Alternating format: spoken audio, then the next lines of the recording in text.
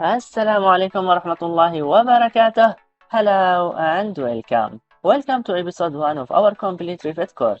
We will take you from beginner to professional. Whether you are an architect, engineer, or a student, this series is made just for you. My name is Muhammad Mansour Kulaid, and in this series, we will explore everything about Autodesk Revit, the industry standard software for building information modeling, also known as BIM. By the end of this course, you will be able to model complete buildings, create detailed drawings, and produce construction-ready documents. So, what is Revit? Revit is a BIM software developed by Autodesk. Unlike CAD programs, Revit is model-based. You create a 3D model that also contains all your plans, sections, elevations, and schedules. That means one change reflects everywhere.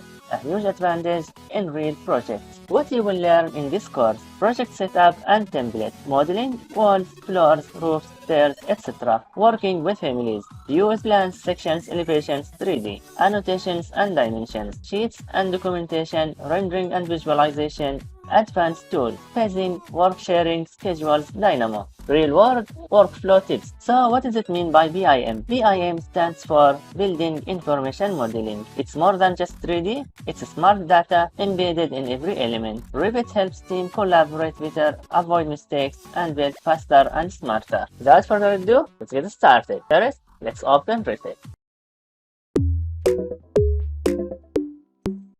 Double-click on the Revit icon.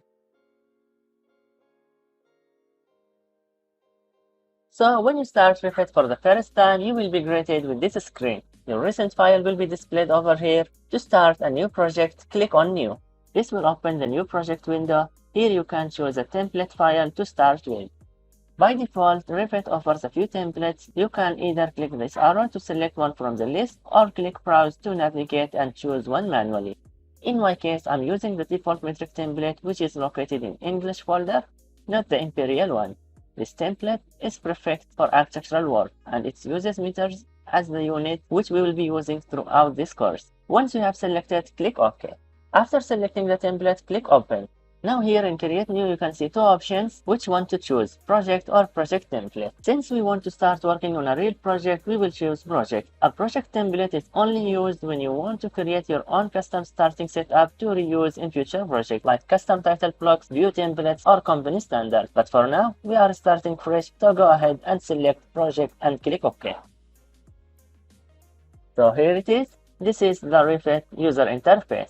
Now that we have created our project, let's take a quick tour of Revit user interface. Understanding the interface will help you work faster and more confident. Ribbon. At the top we have the ribbon. This is where all the tools are grouped into tabs like architecture, structure, insert, annotate, manage, and more. Each tab contains related tools. For example, under the architecture tab, you will find walls, doors, windows, components, columns, and so on. Quick Access Toolbar. Above the ribbon, there is a Quick Access Toolbar. This has shortcut buttons like Save, Undo, Redo, and you can customize it by adding your favorite tools. And this area called the Drawing Area. The large area in the middle is the Drawing Area. This is where you will do all your modeling and drawing work. As you work, views like floor plans, 3D views, and elevations will open as a tabs across the top of this space. On the left side, below the Properties, this lists all the views, sheets, families, and groups in your project. For example, you can double-click on Level 1 under Floor Plans to open that view, like Level 1, Level 2, and so on.